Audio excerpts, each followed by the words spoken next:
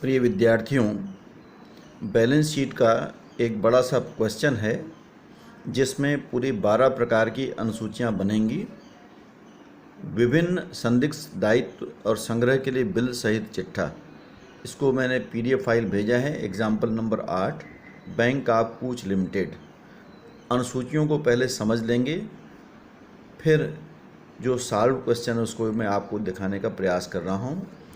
अंश पूंजी 1 नंबर अनुसूची में आएगा।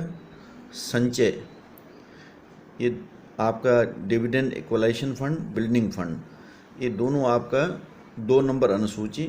लाभ हानि खाता भी 2 नंबर अनुसूची लाइन से दिया हुआ है। सावधि निक्षेप, बैंक और अदर्स, मांग पर निक्षेप, ये दोनों चीज़ें जो आपका अनुसूची संख्या 3 में आ जाएगी। याचना और अल्प सूचना पर प्राप्त मुद्रा आपका इंडिया में, इंडिया के बाहर जैसे दिया हुआ है, ये डेबिट दिया हुआ है आपका 7 नंबर अनुसूची में आ जाएगा। विनियोग लागत पर 8 नंबर अनुसूची में आता है। भवन आपका इसके अंतर्गत आ जाएगा 10 नंबर अनुसूची में। फर्नीचर भी 10 नंबर अनुसूची में। इसमें पिछले बैलेंस में जो एडिशन हुआ है जोड़ देंगे और डेप्रिसिएशन को माइनस कर देंगे, तो इस प्रकार से इसको इसके अंतर्गत निकाल देंगे। उसी प्रकार हस्तस्थ टिकट, हस्तस्थ रोकड़। हस्तस्थ टिकट आता है आपका 11 नंबर अनुसूची में। हस्तस्थ रोकड़ और भारत में बैंकों के पास रोकड़ जो है ये आपका इसके अंतर्गत आ जाएगा 6 नंबर अनुसूची में। भारत में बैंकों के पास रोकड़ 7 नंबर में। रिजर्व बैंक के पास रोकड़ जो है ये आपका 6 नंबर में आता है। अयाचित लाभांश, असमाप्त कटौती, ये दोनों चीज़ें आपका 5 नंबर अनुसूची में आएगी अदर लाइबिलिटीज़ में। ऋण, नगद साख और अधिविकर्ष 9 नंबर अनुसूची में आता है अग्रिम के कॉलम में, एडवांसेस। क्रय किए और भुनाए गए बिल, ये भी एडवांसेस। इसमें भारत के बाहर लिखा हुआ 5 लाख रुपए ध्यान देंगे, इसको डिटेल में आगे बता रहा हूँ। सावधि ऋण, ये भी आपका 9 नंबर अनुसूची में आएगा, ये भी 9 नंबर, ये भी 9 नंबर। आंतरिक शाखा समायोजन, चांदी, अग्रिम आयकर, विनियोगों पर अर्जित ब्याज, गैर बैंकिंग संपत्तियां, सब अदर एसेट्स में इसके अंतर्गत आ जाएगी। उसके बाद भारत में लिए गए ऋण, बारोइंग्स इन इंडिया और भारत के बाहर 4 नंबर अनुसूची, जिसको उधार या बारोइंग्स हम कहते हैं। देय बिल आपका अनुसूची संख्या 5 में आ जाएगा, अदर लाइबिलिटीज़। वैधानिक संचय, ये आपका 2 नंबर अनुसूची में आता है, संचय और प्रावधान। व्ययों के लिए दायित्व, ये आपका अदर लाइबिलिटीज़ में आ जाएगा। और बचत निक्षेप अनुसूची संख्या 3, जिसमें हम निक्षेप लिखते हैं, उसके अंतर्गत ये फिगर्स आ जाएंगे। उसके बाद ये बैंक के पास अपने ग्राहकों के संग्रहण के लिए बिल 7,50,000, जिसमें 2.5 लाख विदेशों के लिए है और ग्राहकों के स्वीकृतियाँ और बेचान जो है 10 लाख रुपए। ये 12 नंबर शेड्यूल में लिखते हैं, जिसका बैलेंस शीट में टोटल नहीं होता है। बैंक के विरुद्ध 5 लाख रुपए का दावा था, जिसे बैंक ने ऋण की तरह स्वीकार नहीं किया है, तो ये भी आपका उसी के अंतर्गत आ जाएगा 12 नंबर में। भुनाए गए बिलों पर 3,30,000 की गारंटी दी है, जिसमें 80,000 के विदेशी बिल हैं। तो ये अग्रिम वाले कॉलम में जो सिक्योरिटी आपका कॉलम बनता है उसको बता रहा हूँ कैसे इस अंतर्गत लिखते हैं। अदत्त फॉरवर्ड विनिमय अनुबंधों के लिए दायित्व, ये 50 लाख रुपए के हैं, तो ये भी आपका संदिग्ध दायित्व के अंतर्गत आ जाएगा। अब देखिए, ये आपका बैलेंस शीट बना हुआ है। ये अंश पूंजी, रिजर्व, डिपॉजिट, उधार, अन्य दायित्व, ये सारे फिगर अनुसूचियों के आधार पर इसके अंदर आ जाएंगे। उसी प्रकार ये 11 तक अनुसूचियाँ आगे बता रहा हूँ आपको बनी हुई हैं, उसके अनुसार फिगर लिख देंगे।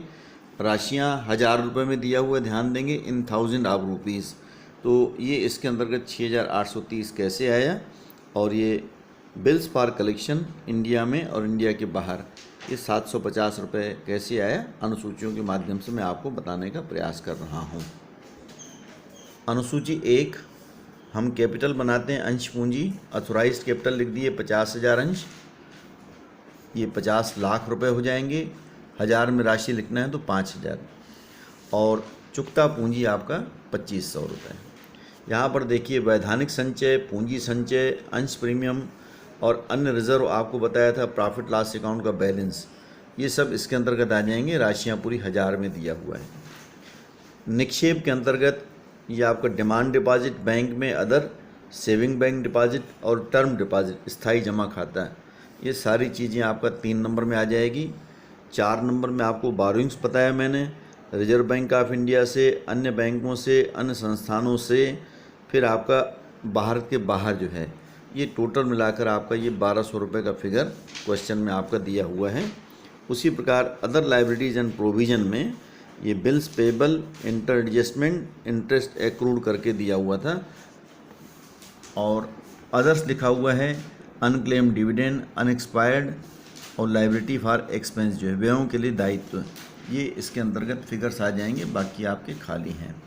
उसी प्रकार हस्तस्थ रोकड़, रिजर्व बैंक में रोकड़ मैंने आपको बताया 6 नंबर में लिखते हैं। अन्य बैंकों में कितना जमा है, और अल्प सूचना राशि इसको 7 नंबर कॉलम में इसके अंदर नोट करते हैं। विनियोग 8 नंबर अनुसूची में आ जाएगा। जितने प्रकार के विनियोग इसके अंतर्गत आपके दिए हुए हैं, जो हैं उनको लिख देंगे, जो नहीं है उसको चाहें तो हम छोड़ सकते हैं। उसी प्रकार इन्वेस्टमेंट आउट ऑफ इंडिया, तो इसमें आपका निल है, उसको छोड़ सकते हैं। उसी प्रकार ये एडवांस का कॉलम बनता है।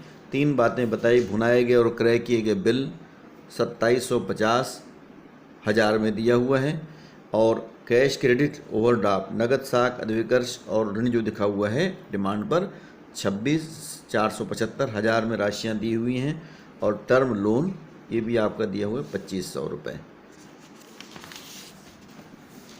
अब इसका बाइफरकेशन करते हैं। पहले ध्यान देंगे, इसका हमने टोटल किया ये 31,725। इसका अलग से भी क्वेश्चन पूछा जाता है, मैं आगे बताऊंगा आपको, एक बड़ा सा क्वेश्चन समझाने का प्रयास कर रहा हूँ।